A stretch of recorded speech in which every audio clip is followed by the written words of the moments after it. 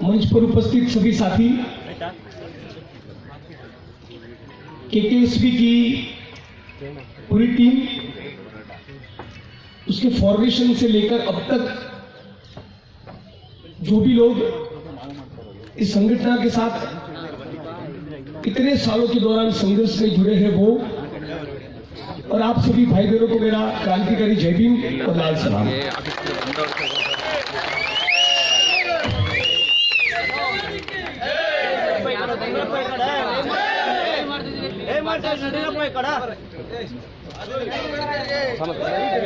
ವೇದಿಕೆ ಮೇಲಿರುವ ಎಲ್ಲ ಸಂಗಾತಿಗಳಿಗೆ, ಕರ್ನಾಟಕ ಕೋಮು ಸೌಹಾರ್ದ ವೇದಿಕೆಯ ಸಂಪೂರ್ಣ ತಂಡಕ್ಕೆ ಮತ್ತು ಆಗಿನಿಂದ ಈ ಸುದೀರ್ಘ ಕಾಲ ನಡೆದಿರುವಂತಹ ಸಂಘರ್ಷದಲ್ಲಿ ಜೊತೆಗೂಡಿರುವ ಎಲ್ಲ ಬಂಧುಗಳಿಗೆ ನಾನು ಕ್ರಾಂತಿಕಾರಿ ವಂದನೆಗಳನ್ನ ಮತ್ತು ಜೈ ಭೀಮ್ನ ಸಲ್ಲಿಸ್ತಾ ಇದ್ದೇನೆ। साथियों,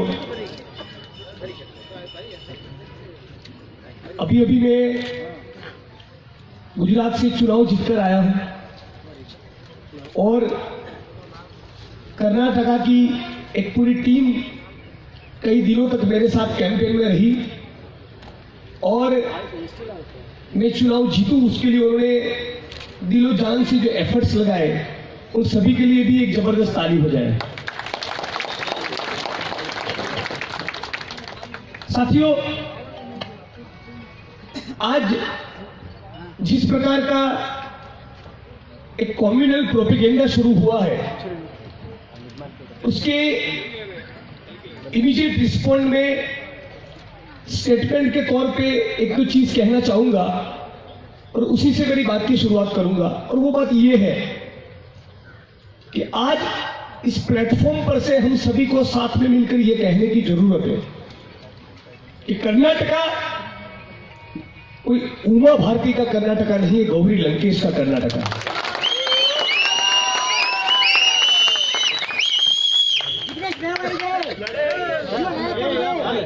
और हमें कर्नाटका को गुजरात नहीं बनाना है। कर्नाटका में बाबा बुदेल और दत्ता स्वामी की जो ट्रेडिशन है, उस ट्रेडिशन को गुजरात में ले जाना है। ये काम हमको करना है। सुना है कि कल राजनाथ सिंह और योगी आदित्यनाथ भी यहां पे आ रहे हैं कम्युनल वॉमिटिंग के लिए। तो मोदी जी के प्रधानमंत्री बनने के बाद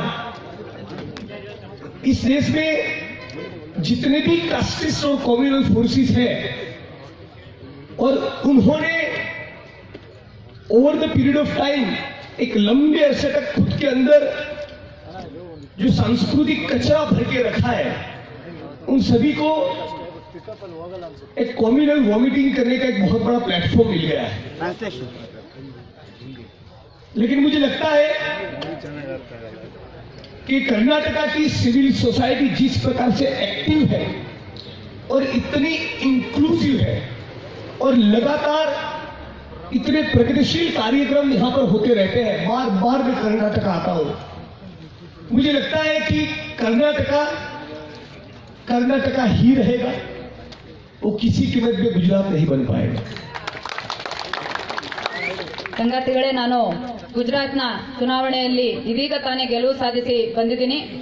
ಈ ಸಂದರ್ಭದಲ್ಲಿ ನನ್ನ ಜೊತೆಗೆ ಕರ್ನಾಟಕದ ಒಂದು ಸಂಪೂರ್ಣ ತಂಡ ಪೂರ್ತಿ ತಮ್ಮ ಸಮಯವನ್ನು ಕೊಟ್ಟು ಆತ್ಮಪೂರ್ವಕವಾಗಿ ಕ್ಯಾಂಪೇನ್ ನಲ್ಲಿ ತೊಡಗಿಸಿಕೊಂಡಿತ್ತು ಮತ್ತು ನನ್ನನ್ನು ಗೆಲ್ಲಿಸಿಯೇ ಮರಳಬೇಕು ಅನ್ನುವಂತ ನಿರ್ಧಾರ ಮಾಡಿತ್ತು। ಅವರೆಲ್ಲರ ಶ್ರಮದಿಂದ ಈ ಗೆಲುವು ಸಾಧ್ಯ ಆಗಿದೆ। ಅವರೆಲ್ಲರಿಗೂ ಒಂದು ಬಹಳ ದೊಡ್ಡ ಚಪ್ಪಾಳೆಯನ್ನು ಕೊಡಬೇಕು। ಸ್ನೇಹಿತರೆ, ಈ ಸಂದರ್ಭದಲ್ಲಿ ಏನು ನಮ್ಮ ಸುತ್ತ ಒಂದು ಕೋಮುವಾದಿ ಪ್ರಚಾರ ನಡೀತಾ ಇದೆ, ಅದರ ಬಗ್ಗೆ ಕೆಲವು ಮಾತುಗಳನ್ನ ಹೇಳೋದಕ್ಕೆ ಇಷ್ಟಪಡ್ತೀನಿ ಮತ್ತು ಈ ವೇದಿಕೆಯಿಂದ ಅದಕ್ಕೆ ಸ್ಪಂದಿಸೋದಕ್ಕೆ ಬಯಸ್ತೀನಿ। ಇಲ್ಲಿ ಕರ್ನಾಟಕದ ಈ ನೆಲದಲ್ಲಿ ನಾವು ಒಂದು ಮುಖ್ಯವಾದಂತ ಸಂಗತಿಯನ್ನ ಕೋಮುವಾದಿಗಳಿಗೆ ಗಮನಕ್ಕೆ ತರಬೇಕು।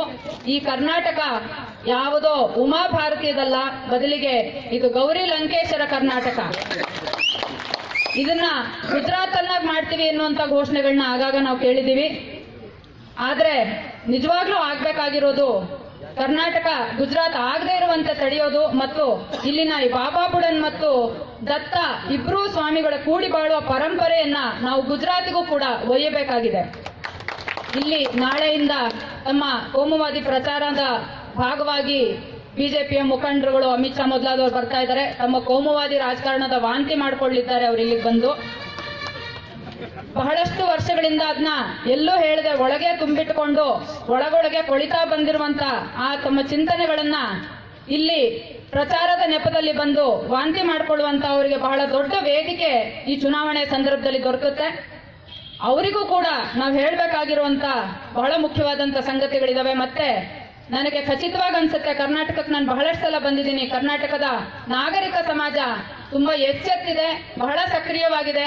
ಇಲ್ಲಿನ ನಾಗರಿಕ ಚಳುವಳಿಗಳು ನಿರಂತರವಾಗಿ ಪ್ರಯತ್ನಶೀಲವಾಗಿರ್ತವೆ ಮತ್ತು ಕೆಲಸ ಮಾಡ್ತಾ ಇರ್ತವೆ. ಹಾಗಾಗಿ ನನಗೆ ಒಂದು ನಂಬಿಕೆ ಇದೆ, ಯಾವತ್ತೂ ಕೂಡ ಕರ್ನಾಟಕ ಗುಜರಾತ್ ಆಗಲ್ಲ, ಬದಲಿಗೆ ಕರ್ನಾಟಕ ಕರ್ನಾಟಕವಾಗಿಯೇ ಉಳ್ಕೊಳ್ಳುತ್ತೆ.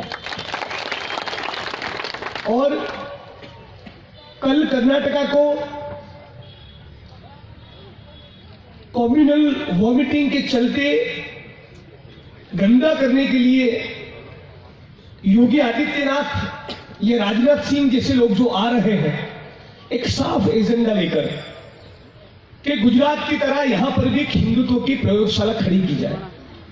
मेरा साफ तौर पे मानना है, और जैसा साथी तीसरा जी ने कहा, उनके इस कम्युनल वॉमिटिंग और कम्युनल बकवास का सिर्फ एक ही जवाब हो सकता है कि हम हर कीमत पे केकेएसवी की जो लेगेसी है, इतने सालों के दौरान हमारी एकता को टूटने नहीं दिया और दलित और मुस्लिम साथ में रहे, जय भीम और लाल सलाम का नारा साथ में लगाया, हमारी एकता को इंटेक्ट रखा। यही बात को आने वाले दिनों में हमें आगे ले जाना है। और उसके साथ साथ साथी वासु जो हमारे बीच में है, और वासु ने जो कैंपेन लॉन्च किया है कि नो जॉब नो वर्क, वो कैंपेन हम उससे सीखकर गुजरात में ले जाएंगे और साथ में मिलकर इस कैंपेन को पूरे देश में ले जाएंगे।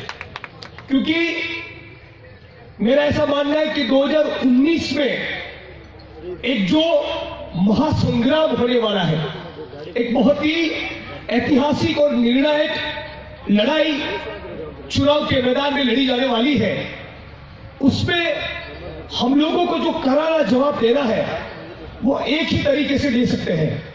हमको ये कहना पड़ेगा कि मोदी जी अब मानसिक तौर से बूढ़े हो गए, उनका टाइम ओवर हो गया, बहुत बकवास करते हैं, बहुत भेजा खाते हैं, बहुत पकाते, उसको छोड़ो यार। अब हम कन्हैया कुमार की बात सुनेंगे, अब हम शहला रशीद की बात सुनेंगे, अब हम आइडियोलॉजिकल डिफरेंसेस रहे तब भी अल्पेश ठाकुर और हार्दिक पटेल की बात सुनेंगे। हम no vote no job no vote का कैंपेन करेंगे। तो मेरा ऐसा मानना है कि 2019 के चुनाव तक मानसिक तौर पे बूढ़े हो चले बकवास करने वाले मोदी जी के सामने इस देश के करोड़ों युवा यदि खड़े हो जाए तो चुनावी राजनीति में डेफिनेटली हम संघ परिवार और भाजपा को हरा पाएंगे और साथ साथ ग्रास रूट पे एक बहुत ही तगड़ा प्रोग्रेसिव यूथ मूवमेंट भी खड़ा कर पाएंगे। और इसी बात को हम लोगों को पूरे देश में आगे ले जाना है। ಈ ಸ್ವಲ್ಪ ಹೊತ್ತಿಗೆ ಮುಂಚೆ ತೀಸ್ತಾ ದೀದಿ ಮಾತಾಡುವಾಗ ಏನ್ ಹೇಳಿದ್ರು ಅದೇ ರೀತಿಯಲ್ಲಿ ಕರ್ನಾಟಕ ಕೋಮು ಸೌಹಾರ್ದ ವೇದಿಕೆಯ ಈ ಒಂದು ಸುದೀರ್ಘ ಸಂಘರ್ಷದ ಪರಂಪರೆ ಏನಿದೆಯೋ ಅದನ್ನ ಇನ್ನೂ ಬಲದಿಂದ ಇನ್ನು ಶಕ್ತಿಶಾಲಿಯಾಗಿ ಮುಂದಕ್ಕೆ ತಗೊಂಡು ಹೋಗೋದ್ರ ಮೂಲಕ ಇವರೆಲ್ಲ ಏನು ಒಂದು ತಮ್ಮ ಕೋಮುವಾದದ ವಾಂತಿಯಿಂದ ಕರ್ನಾಟಕವನ್ನು ಹೊಲಸು ಮಾಡ್ಲಿಕ್ಕೆ ಪ್ರಯತ್ನ ಮಾಡ್ತಾ ಇದ್ದಾರೆ, ಅದಕ್ಕೆ ನಾವೊಂದು ಗಟ್ಟಿಯಾದಂತ ತಿರುಗೇಟನ್ನ ಕೊಡ್ಲಿಕ್ಕೆ ಸಾಧ್ಯ. ನಾಳೆ ಇಲ್ಲಿನ ಪ್ರಚಾರಕ್ಕೆ ಯೋಗಿ ಆದಿತ್ಯನಾಥ್, ರಾಜನಾಥ್ ಸಿಂಗ್ ಎಲ್ಲರೂ ಬರ್ತಿದ್ದಾರೆ ಅಂತ ಕೇಳ್ತಾ ಇದೀವಿ. ಅವರೆಲ್ಲರೂ ಕರ್ನಾಟಕನ ಈ ಹಿಂದೆ ಮಾಡಿದ ಹಾಗೇನೆ ಮತ್ತೊಮ್ಮೆ ಹಿಂದುತ್ವದ ಪ್ರಯೋಗ ಶಾಲೆಯನ್ನಾಗಿ ಮಾಡಬೇಕು ಅಂತೇಳಿ ತಮ್ಮ ಸಾಫ್ಟ್ ಹಿಂದುತ್ವದ ಪ್ರಚಾರಕ್ಕೆ ಬರ್ತಾ ಇದ್ದಾರೆ. ಅದಕ್ಕೆ ಗಟ್ಟಿಯಾದಂತ ಉತ್ತರ ಏನು ಅಂದ್ರೆ ಕೋಮು ಸೌಹಾರ್ದ ವೇದಿಕೆಯ ಈ ಪರಂಪರೆ. ಇಷ್ಟು ಸುದೀರ್ಘ ಕಾಲ ದಲಿತರು ಮತ್ತು ಮುಸ್ಲಿಮರು ಒಟ್ಟಾಗಿ ಹೋರಾಟ ನಡೆಸಿದ್ದಾರೆ. ಇಷ್ಟು ಸುದೀರ್ಘ ಕಾಲ ಜೈ ಭೀಮ್ ಮತ್ತು ಲಾಲ್ ಸಲಾಂ ಅನ್ನುವಂಥದ್ದು ಜೊತೆಯಾಗಿ ಸಾಗಿದಾವೆ. ಐಕ್ಯತೆ ಉಳ್ಕೊಂಡಿದೆ, ಇನ್ನೂ ಉಳಿತಾ ಬಂದಿದೆ. ಹಾಗಾಗಿ ಇದರ ಮೂಲಕ ನಾವು ಒಂದು ಸರಿಯಾದಂತಹ ಉತ್ತರವನ್ನ ಅವರುಗಳಿಗೆ ಕೊಡಬೇಕು. ಅದೇ ರೀತಿ ನಿರುದ್ಯೋಗದ ವಿರುದ್ಧ ಏನು ಪ್ರಚಾರಾಂದೋಲನ ನಡೀತಾ ಇದೆ, ನೋ ಜಾಬ್ ನೋ ವೋಟ್, ಇದನ್ನು ಕೂಡ ನಾವು ಗುಜರಾತ್ ತನಕನೂ ತಗೊಂಡು ಹೋಗ್ಬೇಕು ಅಂತ ಹೇಳಿ ನಾನು ಬಯಸ್ತೀನಿ. 2019ಕ್ಕೆ ಈ ದೇಶ ಒಂದು ಬಹಳ ನಿರ್ಣಾಯಕವಾದಂತ ಚುನಾವಣೆಯನ್ನು ಎದುರಿಸ್ತಾ ಇದೆ. ಈ ನಿರ್ಣಾಯಕ ಚುನಾವಣೆಯಲ್ಲಿ ಈ ಘಟ್ಟದಲ್ಲಿ ನಾವು ಇಡೀ ದೇಶದಲ್ಲಿ ಫ್ಯಾಸಿಸಂನ ಬಹಳ ಶಕ್ತಿಯಿಂದ ಎದುರಿಸಬೇಕಾಗಿರೋ ಅಗತ್ಯ ಇದೆ. ಈ ವಿಚಾರದಲ್ಲಿ ನಾವು ಒಂದು ಸಮಾನ ತಳಹದಿಯನ್ನು ಕಂಡುಕೊಳ್ಬೇಕು. ಒಂದು, ಈಗಾಗಲೇ ನಮಗೆ ಗೊತ್ತಾಗ್ತಾ ಇದೆ, ಮೋದಿ ಮುದುಕರಾಗಿದ್ದಾರೆ. ಅವರು ತುಂಬಾ ಪೊಳ್ಳು ಭರವಸೆಗಳನ್ನ ಕೊಡ್ತಾರೆ, ಪೊಳ್ಳು ಮಾತಾಡ್ತಾರೆ, ತುಂಬಾ ತಲೆ ತಿಂತಾರೆ. ಇನ್ನು ನಾವು ಅವ್ರ ಮಾತು ಕೇಳೋದನ್ನ ನಿಲ್ಲಿಸಬೇಕಾಗಿದೆ. ನಾವಿನ್ನು ಕನ್ನಯ್ಯ ಕುಮಾರ್ ಅವ್ರ ಮಾತು ಕೇಳೋಣ, ನಾವು ಶಹಲಾ ರಶೀದ್ ಮಾತು ಕೇಳೋಣ. ಸೈದ್ಧಾಂತಿಕ ಭಿನ್ನಾಭಿಪ್ರಾಯಗಳಿದ್ರೂ ಪರವಾಗಿಲ್ಲ, ನಾವು ಅಲ್ಪೇಶ್ ಠಾಕೂರ್ ಮಾತು ಕೇಳೋಣ, ಹಾರ್ದಿಕ್ ಪಟೇಲ್ ಮಾತು ಕೇಳೋಣ. ವಯಸ್ಸಾಗಿರೋ ಮೋದಿ ಮಾತು ಬೇಡ ನಮ್ಗಿನ್ನು. ಅದನ್ನ ನಾವು ಸರಿಯಾದ ರೀತಿಯಲ್ಲಿ ಪ್ರತಿರೋಧಿಸಬೇಕು ಅಂತ ಆದ್ರೆ ಈ ಇಡೀ ದೇಶದ ಯುವಕರು ಒಂದು ಸಮಾನವಾದ ನೆಲೆಯಲ್ಲಿ ನಿರುದ್ಯೋಗದ ವಿರುದ್ಧದ ಒಂದು ಆಂದೋಲನದಲ್ಲಿ ನಾವೆಲ್ಲರೂ ಕೂಡ ಎದ್ದು ನಿಂತ್ರೆ ಖಂಡಿತವಾಗ್ಲೂ ಬಿಜೆಪಿ ಏನು ಫ್ಯಾಸಿಸಂನ ಕೋಮುವಾದಿ ರಾಜಕಾರಣವನ್ನ ಇಡೀ ದೇಶಕ್ಕೆ ಹರಡ್ಲಿಕ್ಕೆ ಬರ್ತಿದ್ಯೋ ಅದನ್ನ ತಡೆಗಟ್ಟಬಹುದು. ಅದಕ್ಕೊಂದು ಗಟ್ಟಿಮುಟ್ಟಾದಂತ ಉತ್ತರವನ್ನ ನಾವು ಕೊಡಬಹುದು. जिस प्रकार से गुजरात में मैं चुनाव जीता, उसके चलते गुजरात में, कर्नाटका में भी और पूरे देश में बहुत से लोगों को, और खास तौर पे जो एक्टिविस्ट साथी है उनमें से बहुत से लोगों को एक ऐसी होप मिली है कि हम लोग भी चुनावी राजनीति में कुछ सीधे क्रैक कर सकते हैं. मेरा मानना है कि मैं मूलतः एक आंदोलनकारी आदमी हूं.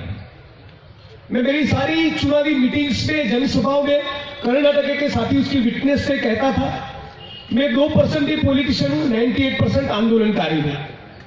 और आखिरी दम तक एक आंदोलनकारी के तौर पे, एक ग्रासरूट एक्टिविस्ट के तौर पे मेरी जो पहचान है, उसी पहचान के साथ मैं मरना चाहूंगा. और इसीलिए सारे लोग जिन्होंने मुझे वोट दिए, जिन्होंने वोट नहीं दिए, दूसरे लोग जो चुनाव लड़ना चाहते हैं, जो चुनाव नहीं लड़ना चाहते, उन सभी के लिए मेरा यही मैसेज है कि इलेक्टोरल प्रोसेस में जो प्रगतिशील लोग हैं, जो ग्रासरूट पे काम करते हैं, ऐसे कुछ लोगों को इंटरव्यू कर गुजरात की, कर्नाटका की असेंबली में भी जाना चाहिए, इस देश के पार्लियामेंट में भी जाना चाहिए, लेकिन इस क्लैरिटी के साथ कि यदि इस देश में और दुनिया के किसी भी कोने में यदि क्रांति होनी है तो वो असेंबली या पार्लियामेंट में नहीं होगी, वो तो सड़कों पर होगी. और सड़कों की जो लड़ाई है, जो जन आंदोलन है, जो संघर्ष है, जो किसान और मजदूरों की मुहिम है, युवा वर्ग के नेतृत्व में होने वाली लड़ाई है, उसका कोई विकल्प नहीं. और इसीलिए पूरे कैंपेन के दौरान मैं जनता को कहता था कि यदि मैं चुनाव हार गया, यदि आपने मुझे वोट नहीं दिया, तब भी आपके राइट्स को लेकर जब भी आप जनता की लड़ाई छेड़ेंगे, मैं सबसे पहले आपके साथ आकर खड़ा रहूंगा.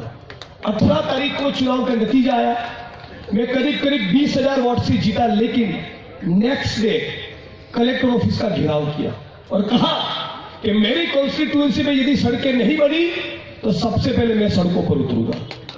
तो ये जनता की लड़ाई जो है वो किसी कीमत पे एमएलए बनने के बावजूद में मैं छोड़ने वाला नहीं. ग्राउंड जीरो पे, ग्रासरूट पे मैं जो एक्टिविस्ट के तौर पे काम करता था, वही मेरी असली जगह है, वहीं पे हमेशा रहूंगा. ಗುಜರಾತ್ ಚುನಾವಣೆಯಲ್ಲಿ ನಾನು ಗೆಲುವು ಸಾಧಿಸಿರುವಂತದ್ದು ಅನೇಕ ಜನರಿಗೆ, ಮುಖ್ಯವಾಗಿ ಯುವಕರಿಗೆ ಒಂದು ಭರವಸೆಯ ಬೆಳಕಿನಾಗಿದೆ. ಬಹಳಷ್ಟು ಜನ ಇದನ್ನ ನೋಡಿ ತಾವು ಕೂಡ ಅನೇಕ ರೀತಿಯ ಪ್ರಯೋಗಗಳಲ್ಲಿ ತೊಡಗಬಹುದು ಅನ್ನುವಂತ ಆಶಯವನ್ನ ಮತ್ತೆ ಕಂಡುಕೊಂಡಿದ್ದಾರೆ.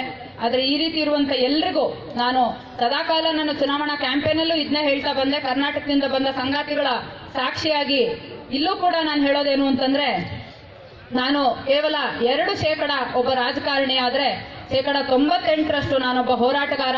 ಮತ್ತೆ ಯಾವತ್ತೂ ಕೂಡ ಒಬ್ಬ ತಳಮಟ್ಟದಲ್ಲಿ ಕೆಲಸ ಮಾಡುವಂತ ಕಾರ್ಯಕರ್ತ ಅನ್ನುವಂತ ಗುರುತಿನೊಂದಿಗೆ ನಾನು ಸಾಯೋದಕ್ಕೆ ಬಯಸ್ತೀನಿ. ಆದ್ರಿಂದ ನನಗೆ ವೋಟ್ ಕೊಟ್ಟವರಿಗೆ, ಕೊಡದೇ ಇದ್ದವರಿಗೆ, ಅಥವಾ ಚುನಾವಣೆಯ ಸಂದರ್ಭದ ಬೇರೆ ಬೇರೆ ಪ್ರಯೋಗಗಳಲ್ಲಿ ತೊಡಗಲಿಕ್ಕೆ ಬಯಸುವಂತ ಎಲ್ರಿಗೂ ನಾನು ಹೇಳೋದೇನೆಂದ್ರೆ, ಖಂಡಿತ ಜನಪರವಾದಂತಹ ಆಲೋಚನೆಗಳನ್ನ ಹೊಂದಿರುವಂತ ಕೆಲವರು ಚುನಾವಣೆಗಳಲ್ಲಿ ಮಧ್ಯಪ್ರವೇಶ ಮಾಡಬೇಕು, ವಿಧಾನಸಭೆಗಳನ್ನ ಪ್ರವೇಶಿಸಬೇಕು, ಅಸೆಂಬ್ಲಿಯನ್ನು ಪ್ರವೇಶಿಸಬೇಕು, ಅಲ್ಲಿ ಕೂಡ ಜನರ ದನಿ ಆಗ್ಬೇಕು. ಆದ್ರೆ ಒಂದು ವಿಚಾರನ ನಾವು ಯಾವಾಗ್ಲೂ ನಮ್ಮ ಮನಸ್ಸಿನಲ್ಲಿ ಇಟ್ಕೊಂಡಿರ್ಬೇಕು, ನಮಗೆ ಒಂದು ಕ್ರಾಂತಿ ಆಗ್ಬೇಕಾದ್ರೆ, ಸಾಮಾಜಿಕ ಪರಿವರ್ತನೆ ಆಗ್ಬೇಕಾದ್ರೆ ಅದು ನಡೆಯುವಂಥದ್ದು ಅಸೆಂಬ್ಲಿಗಳಲ್ಲ, ಪಾರ್ಲಿಮೆಂಟ್ನಲ್ಲ, ಬದಲಿಗೆ ಅದು ರಸ್ತೆಗಳಲ್ಲಿ ನಡೆಯುತ್ತೆ.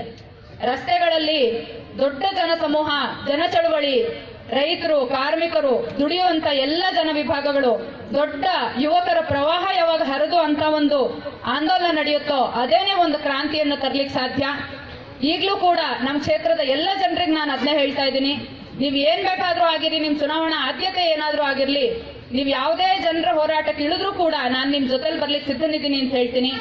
ನಾನು ಚುನಾವಣೆಯಲ್ಲಿ ಗೆಲುವು ಸಾಧಿಸಿದ ಮರುದಿನನೇ ನಾನು ಅಲ್ಲಿನ ಮೂಲ ಸೌಕರ್ಯಗಳಿಗೋಸ್ಕರ ಜಿಲ್ಲಾಧಿಕಾರಿಗಳ ಮುಂದೆ ಪ್ರತಿಭಟನೆಯಲ್ಲಿ ನಿಂತಿದ್ದೆ ಮತ್ತು ಮುಂದಕ್ಕೂ ಕೂಡ ನಾನು ಇದೇ ರೀತಿಯ ತಳಮಟ್ಟದಿಂದ ಚಳುವಳಿ ಕಟ್ಟುವ, ಸಂಘಟನೆ ಕಟ್ಟುವ ಒಬ್ಬ ಕಾರ್ಯಕರ್ತನಾಗಿಯೇ ಮುಂದಕ್ಕೂ ನಾನು ಜನರ ಪರವಾಗಿ ನಿಲ್ಲಲಿಕ್ಕೆ ಕೆಲಸ ಮಾಡ್ಲಿಕ್ಕೆ ಬಯಸ್ತೀನಿ. ईसा जी ने कहा कि 2002 के दंगों के वक्त दलित और मुसलमान आपस में लड़े और करीब करीब कर्नाटका में मैं हर स्पीच में यह बात मैं कह चुका हूं कि वो एक शर्मनाक चैप्टर था गुजरात के इतिहास का, दलित आंदोलन के इतिहास का। और एक सिटीजन के तौर पे, एक दलित के तौर पे, I will always held my head in Shem for what happened in 2002। लेकिन वहां से लेकर अब तक 2002 के दंगों से लेकर ऊना तक और ऊना से वडगांव के मेरे चुनाव की लड़ाई तक आज गुजरात में एक नए स्वरूप का, नई किस्म का जो दलित मुस्लिम यूनिटी खड़ा हुआ है, वो भी एक नया इतिहास खड़ा करेगा। और मुझे कहते हुए बहुत आनंद होता है कि इस बार वडगांव की मेरी कॉन्स्टिट्यूएंसी में जितने मुझे दलितों ने वोट दिए उससे ज्यादा मुसलमानों ने वोट दिए और बहुत सी मजदूर बहनों ने, दलित और ओबीसी समाज की बहनों ने मान्यताएं रखी मेरे लिए कि फले मंदिर पे जाएंगे, वहां पर जाएंगे। लेकिन करीब करीब 200 से ज्यादा मुस्लिम बहनों ने मेरे लिए रोजे रखे और उनकी दुआओं के चलते मैं जीता हूं। तो वडगांव एक दलित मुस्लिम यूनिटी का केंद्र भी बना है और यही उम्मीद है कि आने वाले दिनों में वडगांव से दलित मुस्लिम एकता का जो संदेश निकला है वो पूरे गुजरात और पूरे देश में फैलेगा।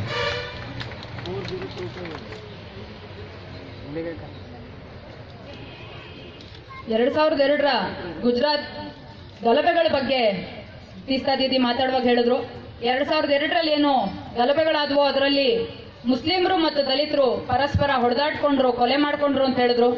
ನಿಜ ಅದು. ಅದಕ್ಕಾಗಿ ಇವತ್ತಿನ ತನಕ ಕೂಡ ನಾನಿಲ್ಲಿ ಬಂದಾಗ್ಲೂ ಬಹಳಷ್ಟು ಸಲ ಹೇಳಿದ್ದೀನಿ, ಅದಕ್ಕಾಗಿ ನನಗೆ ಬಹಳ ನಾಚಿಕೆ ಆಗತ್ತೆ, ಅದಕ್ಕಾಗಿ ತಲೆ ತಗ್ಸೋ ಹಾಗಾಗತ್ತೆ ಅಂತ. ಆದರೆ ಅದು ಮುಗಿದು ಹೋಗಿರುವಂತ ಅಧ್ಯಾಯ, ಅದೊಂದು ಕರಾಳ ಅಧ್ಯಾಯ. ಅಲ್ಲಿಂದ ಇಲ್ಲಿ ತನಕ ಗುಜರಾತ್ನ ಇತಿಹಾಸವನ್ನು ಗಮನಿಸಿದ್ರೆ 2002ರ ಗಲಭೆಗಳಿಂದ ಹಿಡಿದು ಊನಾ ತನಕ, ಊನಾದಿಂದ ಹಿಡಿದು ಮೊನ್ನೆನ ವಡಗಾಂವ್ ತನಕ ದಲಿತರು ಮತ್ತು ಮುಸ್ಲಿಮರ ಮಧ್ಯದಲ್ಲಿ ಬಹಳ ಗಟ್ಟಿಯಾದಂತಹ ಒಂದು ಐಕ್ಯತೆ ರೂಪುಗೊಂಡಿದೆ. ಗಲಭೆಯ ಜಾಗದಲ್ಲಿ ಐಕ್ಯತೆ ನೆಲೆಗೊಂಡಿದೆ ಮತ್ತು ಇದು ಕೂಡ ಇವತ್ತಿನ ಒಂದು ಬಹಳ ಮುಖ್ಯವಾದಂತಹ ಅಧ್ಯಾಯ ಅಂತಲೇನೆ, ಒಂದು ಹೊಸ ಅಧ್ಯಾಯ ಅಂತಲೇನೆ ನಾವು ಗುರುತಿಸಬೇಕು. ಇವತ್ತು ವಡಗಾಂವ್ ದಲಿತ ಮತ್ತು ಮುಸ್ಲಿಮರ ಐಕ್ಯತೆಯ ಒಂದು ಕೇಂದ್ರ ಆಗಿದೆ. ನಿಜವಾಗ್ಲೂ ಹೇಳಬೇಕು ಅಂದ್ರೆ ನಮ್ಮ ಕ್ಷೇತ್ರದಲ್ಲಿ ಎಷ್ಟು ಸಂಖ್ಯೆಯ ದಲಿತ ಓಟುಗಳು ನನಗೆ ಬಿದ್ವೋ ಅದಕ್ಕಿಂತ ಹೆಚ್ಚಿನ ಸಂಖ್ಯೆಯಲ್ಲಿ ಮುಸ್ಲಿಮರ ಓಟುಗಳು ನನಗೆ ಸಿಕ್ಕಿದಾವೆ. ಅನೇಕ ಜನ ದಲಿತ ಹೆಣ್ಣು ಮಕ್ಕಳು, ಹಿಂದುಳಿದ ಸಮುದಾಯಗಳಿಗೆ ಸೇರಿದ ಹೆಣ್ಣು ಮಕ್ಕಳು ನಾನು ಗೆಲ್ಲಬೇಕು ಅಂತ ಹೇಳಿ ಬಯಸಿದ್ರು. ನನಗೋಸ್ಕರ ಬೇರೆ ಬೇರೆ ದೇವರುಗಳಲ್ಲಿ ಹರಕೆಗಳನ್ನ ಹೊತ್ಕೊಂಡ್ರು. ಅದಷ್ಟೇ ಅಲ್ಲ, ಸುಮಾರು 200 ಮುಸ್ಲಿಂ ಹೆಣ್ಣು ಮಕ್ಕಳು ನನಗಾಗಿ ಉಪವಾಸಗಳಲ್ಲಿ, ರೋಜಾದಲ್ಲಿ ತೊಡಕೊಂಡ್ರು. ಅವರೆಲ್ಲರ ಹಾರೈಕೆಗಳ ಫಲವಾಗಿ ನಾನಿವತ್ತು ಗೆದ್ದಿದ್ದೀನಿ. ವಡಗಾಂವದ ದಲಿತ ಮತ್ತು ಮುಸ್ಲಿಮರ ಐಕ್ಯತೆ ಏನೋ ಒಂದು ಮಾದರಿ ಇದೆಯೋ ಇದು ಅಲ್ಲಿಗೆ ಸೀಮಿತ ಆಗೋದಿಲ್ಲ. ಇದು ಇಡೀ ಗುಜರಾತಿಗೆ ಹಬ್ಬಬೇಕು ಮತ್ತು ಅಲ್ಲಿಂದ ಇಡೀ ದೇಶಕ್ಕೆ ಈ ಐಕ್ಯತೆ ಹಬ್ಬಬೇಕು ಅನ್ನುವಂಥದ್ದು ನಮ್ಮೆಲ್ಲರ ಪ್ರಯತ್ನ. और एक इंटरेस्टिंग बात भी कहना चाहूंगा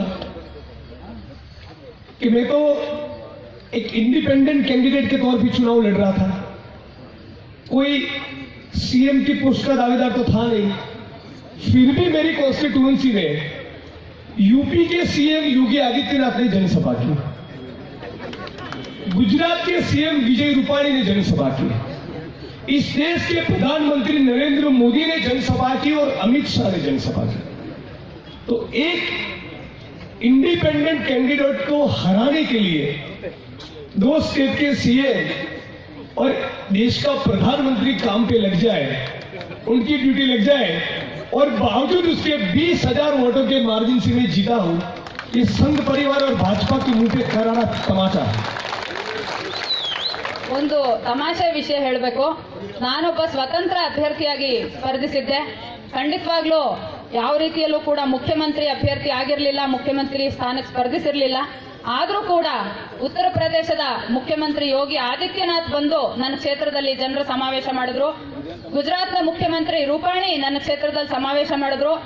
ಈ ದೇಶದ ಮುಖ್ಯಮಂತ್ರಿಗಳೇ ಸಾಕ್ಷಾತ್ ಬಂದು ನನ್ನ ಕ್ಷೇತ್ರದಲ್ಲಿ ಸಭೆ ಮಾಡಿದ್ರು. ಅಮಿತ್ ಶಾ ಬಂದು ಸಭೆ ಮಾಡಿದ್ರು.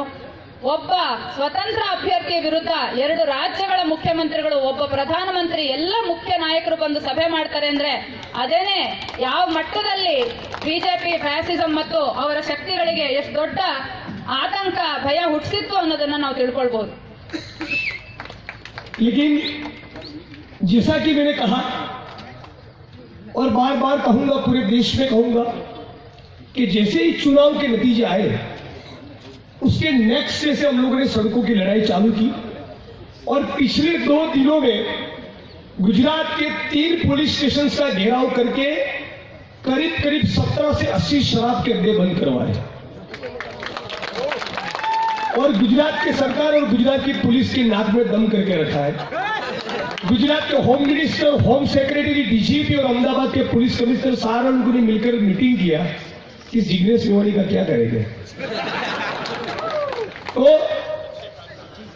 मूलतः मेरा चुनाव जीतना तभी सार्थक पुरवार होगा जब जिस जनता की लड़ाई में मैं जुड़ा हूं उसका एक बड़ा स्केल पे एक्सपांशन ना हो. और आने वाले दिनों में फरवरी और मार्च के महीने में हम लोग गुजरात में 150 से ज्यादा जो म्यूनिसिपालिटीज है, नगर पालिका है, वहां पे दलितों में भी दलित ऐसे वाल्मीकि समाज के जो सफाई कर्मी है, सैनिटेशन वर्कर्स, उसका एक बहुत बड़ा स्टेट वाइड स्ट्राइक करने जा रहे हैं.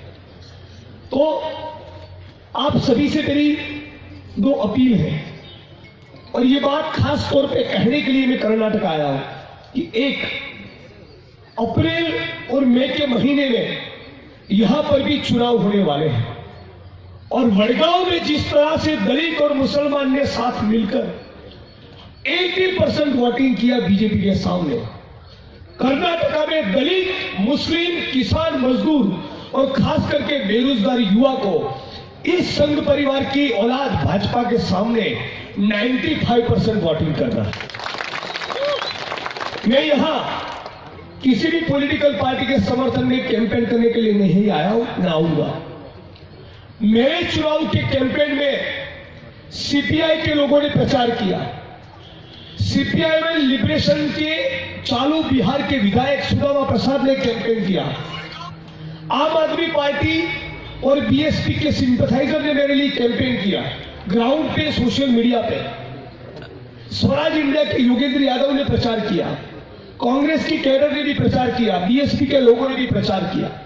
तो सारे वो लोग भाजपा को छोड़कर जो मानते हैं कि जिग्नेश मेवाणी एक संघर्ष का प्रतीक है और वो गुजरात की असेंबली में जाना चाहिए, बिल्कुल इसी तरह कर्नाटका के भी कुछ एक्टिविस्ट लोग, चाहे किसी भी संस्था के साथ जुड़े हो, किसी भी संगठन के साथ जुड़े हो, किसी भी पॉलिटिकल पार्टी के साथ जुड़े हैं, उन सारी संस्थाएं, संगठन और पॉलिटिकल पार्टी के बीच में एक पैकेज बने, एक अलायंस खड़ा हो और उसमें से कुछ 10, 12, 15 लोगों को हम खड़ा करें और कांग्रेस को भी कहें कि यदि हम तो मानते हैं कि हमारा प्रिंसिपल कॉन्ट्राडिक्शन आज की तारीख में संघ परिवार और फांसीवादी भाजपा के सामने है, यदि आप भी ऐसा मानते हैं तो ये जो एक्टिविस्ट खड़े हो उनके सामने से आप भी कैंडिडेट हटा लीजिए, जिस तरह से मेरे सामने से हटा लिया था। और ये लोग जो सालों से जनता की लड़ाई के साथ जुड़े हैं, जनता की लड़ाई लड़के आए हैं, उनमें से कुछ नुमाइंदे, कुछ लोग चुनकर कर्नाटका की असेंबली में भी जाए, ताकि कर्नाटका की जो आम जनता है, कर्नाटका के जो गरीब लोग हैं, किसान मजदूर हैं, दलित, आदिवासी और मुस्लिम है, असेंबली में उनकी आवाज बने और सड़कों की लड़ाई को भी बुलंद करे। तो मेरा मानना है कि कर्नाटका की पूरी एक्टिविस्ट फ्रेटर्निटी, सिविल सोसाइटी, सारे एनजीओ, सारे पॉलिटिकल पार्टी, सारे ट्रेड यूनियन को आने वाले दिनों में साथ में मिलकर एक ब्रेनस्टॉर्मिंग के लिए बैठना चाहिए। और तीसरा जिन्हें एक अहम मुद्दा समझाया, उसके ऊपर गौर फरमाने की जरूरत है। आज इस वक्त तक मैं किसी भी पॉलिटिकल पार्टी के साथ जुड़ा हुआ नहीं, मैंने पूरे जीवन में किसी भी पॉलिटिकल पार्टी के लिए कैंपेन नहीं किया है, लेकिन जिस प्रकार के फांसीवादी ताकतों ने राज सत्ता के ऊपर कब्जा किया है और घर वापसी, लव जिहाद और गाय माता के नाम पे जिस प्रकार से हत्याओं का दौर चला है, जिस प्रकार से किसानों की छाती पर मध्य प्रदेश में गोलियां दागी गई, जिस प्रकार से ऊना और लातेहार हुआ, जिस प्रकार से सारे लेबर कानूनों को डिस्टोर्ट करके रखा है, हम लोगों को साथ में मिलकर जितना भी हो सके हर कीमत पे इस संघ और फांसीवादी भाजपा को गिराना है। 2017 के 18 के कर्नाटका के चुनाव में और 2019 के चुनाव में भी, और इसके लिए कुछ आइडियोलॉजिकल कॉम्प्रोमाइजेस करने पड़े। कुछ ऐसी पॉलिटिकल पार्टी या संस्था या संगठन के लोग जिसके विचारधारा को, जिसके प्रिंसिपल्स को हम सब्सक्राइब नहीं करते, तब भी इस एक्स्ट्राऑर्डिनरी सिचुएशन को समझते हुए आइडियोलॉजिकल प्योरिटी के चक्कर में पड़े बिना व्यक्तिगत हित और व्यक्तिगत स्वार्थ से ऊपर उठकर इस फांसीवाद के सामने जो कुछ कर गुजरना चाहिए वो सब कुछ हमको करना पड़ेगा। यही संदेश में देने के लिए आया।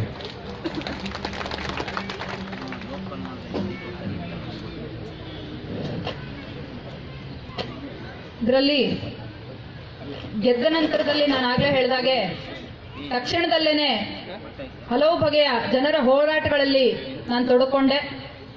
ಅದಕ್ಕಿಂತ ಮುಂಚೆನೆ ಸುಮಾರು 3 ಪೊಲೀಸ್ ಠಾಣೆಗಳ ವ್ಯಾಪ್ತಿಯಲ್ಲಿ ಸಾರಾಯಿ ಅಡ್ಡೆಗಳ ವಿರುದ್ಧದ ದೊಡ್ಡ ಹೋರಾಟವನ್ನು ನಡೆಸ್ತಾ ಆ ಪೊಲೀಸ್ ಸ್ಟೇಷನ್ಗಳಿಗೆ ಭಾರಿ ಪ್ರಮಾಣದ ಮುತ್ತಿಗೆಗಳನ್ನ ನಾವು ಹಾಕಿದ್ವಿ. 70 ರಿಂದ 80 ಅಡ್ಡೆಗಳನ್ನ ಮುಚ್ಚಿ ಯಾವ ಮಟ್ಟಿಗೆ ಅಲ್ಲಿನ ಪೊಲೀಸ್ ಮಹಾನಿರ್ದೇಶಕರುಗಳಿಗೆ, ಪೊಲೀಸ್ ಅಧಿಕಾರಿಗಳಿಗೆ, ಗೃಹ ಮಂತ್ರಿಗಳಿಗೆ ಎಲ್ರಿಗೂ ತಲೆನೋವಾಗಿತ್ತು ಅಂದ್ರೆ ಅವರೆಲ್ಲ ಸೇರ್ಕೊಂಡು ಬಹಳ ದೊಡ್ಡ ದೊಡ್ಡ ಸಭೆಗಳನ್ನ ಮಾಡ್ಕೊಂಡ್ರು.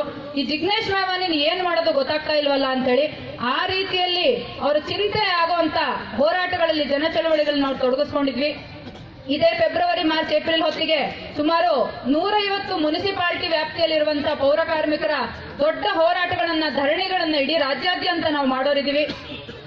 ಅದೇ ರೀತಿ ಈ ಸಂದರ್ಭದಲ್ಲಿ ಏಪ್ರಿಲ್ ಮೇ ಹೊತ್ತಿಗೆ ಕರ್ನಾಟಕದ ಚುನಾವಣೆಗಳು ಕೂಡ ಬರ್ತಾ ಇದ್ದಾವೆ. ನಾನು ಇದುವರೆಗೆ ಯಾವುದೇ ಪಕ್ಷಕ್ಕಾಗಿ ಪ್ರಚಾರ ಮಾಡಿಲ್ಲ, ಪಕ್ಷಕ್ಕೆ ಪ್ರಚಾರ ಮಾಡಲಿಕ್ಕೆ ಕರ್ನಾಟಕಕ್ಕೆ ಬಂದಿಲ್ಲ ಅಥವಾ ಬರೋದಿಲ್ಲ ಕೂಡ.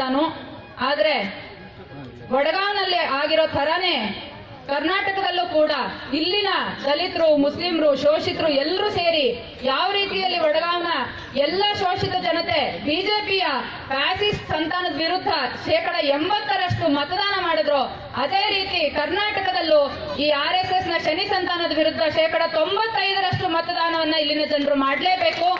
ಮತ್ತು ಆ ಮೂಲಕ ಇಲ್ಲಿನ್ನೂ ನಮ್ಮ ಈ ತರದ ಆಶಯಗಳಿಗೆ ಧ್ವನಿಯನ್ನು ನಾವು ಉಳಿಸ್ಕೊಳ್ಬೇಕು. ನಾನು ಚುನಾವಣೆಗೆ ನಿಂತಿದ್ದ ಸಂದರ್ಭದಲ್ಲಿ CPI-ML ಲಿಬರೇಷನ್ ನ ಜನಪ್ರತಿನಿಧಿ ಬಂದು ನನ್ನ ಪರವಾಗಿ ಪ್ರಚಾರ ಮಾಡಿದ್ರು. ಆಮ್ ಆದ್ಮಿ ಪಾರ್ಟಿ, BSP ಅನೇಕ ಹಿತೈಷಿಗಳು ಅದಕ್ಕಾಗಿ ಕೆಲಸ ಮಾಡಿದ್ರು, ಸೋಷಿಯಲ್ ಮೀಡಿಯಾದಲ್ಲಿ ಪ್ರಚಾರ ಮಾಡಿದ್ರು.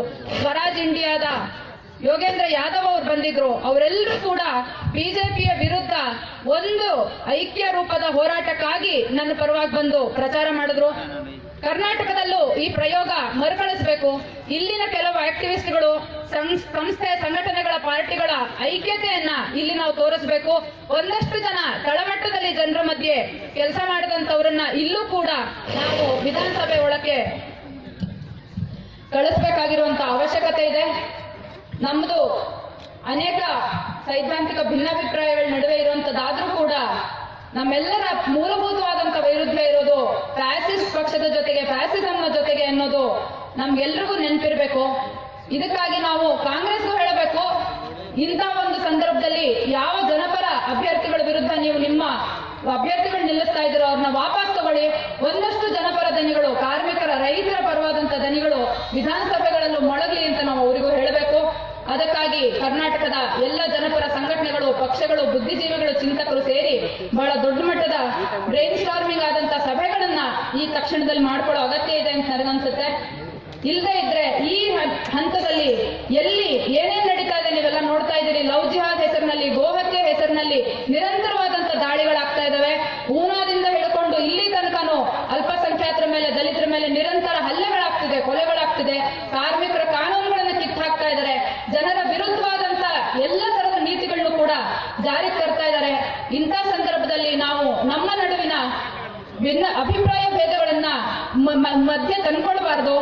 ಒಂದು ವೇಳೆ ಯಾವುದೋ ಕೆಲವು ಸಂಘಟನೆಗಳು ಮತ್ತು ಪಕ್ಷಗಳ ಜೊತೆಗೆ ನಮಗೆ ಸೈದ್ಧಾಂತಿಕ ಅಭಿಪ್ರಾಯ ಭೇದಗಳಿದ್ರೂ ಕೂಡ ಇವತ್ತಿನ ಈ ಒಂದು ಸಮಾನ ಹೋರಾಟವನ್ನು ಮನಸ್ಸಿನಲ್ಲಿಟ್ಕೊಂಡು ನಾವಂತಹ ಅಭಿಪ್ರಾಯ ಭೇದಗಳನ್ನ ಪಕ್ಕಕ್ಕಿಟ್ಟು ಒಗ್ಗೂಡಿ ಮುನ್ನಡೆಯುವಂತ ಅವಶ್ಯಕತೆ ಈ ಹಂತದಲ್ಲಿ ತುರ್ತಾಗಿದೆ. ಸ್ನೇಹಿತರು, ಮಧ್ಯದ ಅಡಚಣೆಗಾಗಿ ನಿಮ್ಮ ಹತ್ರ ಒಂದು ಕ್ಷಮೆ. ಒಂದು ಬೇಡಿಕೆ, ಇನ್ನೊಂದು ಆಹ್ವಾನ, ಎರಡ ಪ್ರಕಟಣೆ ಇದೆ. ಬೇಡಿಕೆ, ನಮ್ಮ ಕರ್ನಾಟಕ ಕೋಮು ಸೌಹಾರ್ದ ವೇದಿಕೆ ಎಲ್ಲ ಜನಪರ ಶಕ್ತಿಗಳ ಒಂದು ಕೂಟ ಆಗಿದೆ. ಇಲ್ಲಿ ನಾವು ಯಾವುದೇ ಕಾರ್ಯಕ್ರಮ ಮಾಡೋದಿದ್ರು ಕೂಡ ಜನರಿಂದ ಸಂಗ್ರಹಿಸಿ ಅಥವಾ ಇದಕ್ಕೆ ಸಂಬಂಧಪಟ್ಟ ಕೋಮು ಸೌಹಾರ್ದಕ್ಕಾಗಿ, ಆಶೆಗಾಗಿ ಹಿತೈಷಿಗಳಿಂದ ಹಣ ಸಂಗ್ರಹವನ್ನು ಮಾಡ್ತಾ ಇದ್ದೀವಿ. ನೀವು ಕೂಡ ನಿಮ್ಮ ಕೈಲಾದ ಹಣ ಸಂಗ್ರಹವನ್ನು ಪ್ರೊಫೆಸರ್ ಕೆ ಫಣಿರಾಜ್ ಅವರಿದ್ದಾರೆ, ದಯವಿಟ್ಟು ಸರ್. ಪ್ರೊಫೆಸರ್ ಕೆ ಫಣಿರಾಜ್ ಅವರು ಅಲ್ಲಿ ಕೂತಿದ್ದಾರೆ. ಅವರಿಗೆ ನೀವು ಕೈಲಾದ ಹಣ ಸಂಗ್ರಹವನ್ನು ಈ ಸಮಾವೇಶಕ್ಕೆ ಕೊಡಬೇಕಾಗಿ ಕೇಳ್ಕೊಳ್ತೀವಿ. ಇನ್ನೊಂದು ಗೌರಿ ಲಂಕೇಶ್ ಟ್ರಸ್ಟ್ ಬಗ್ಗೆ ಅದರ ಟ್ರಸ್ಟ್ನ ಸೆಕ್ರೆಟರಿ ಆದ ದೊಡ್ಡಪಡೆ ನರಸಿಂಹಮೂರ್ತಿಯವರು ಒಂದು ಪ್ರಕಟಣೆಯನ್ನು ಹೇಳ್ತಾರೆ. ಬಂಧುಗಳೇ, ಗೌರಿ ಲಂಕೇಶ್ ಅವರು ಇವತ್ತು ಈ ವೇದಿಕೆಯಲ್ಲಿ ಇರಬೇಕಾಗಿತ್ತು. ಅವರು ಯಾವ ಕಾರಣಕ್ಕೆ ಕೊಲೆ ಆದರು, ಆ ಕೊಲೆಗಳುಕರು ಯಾರು,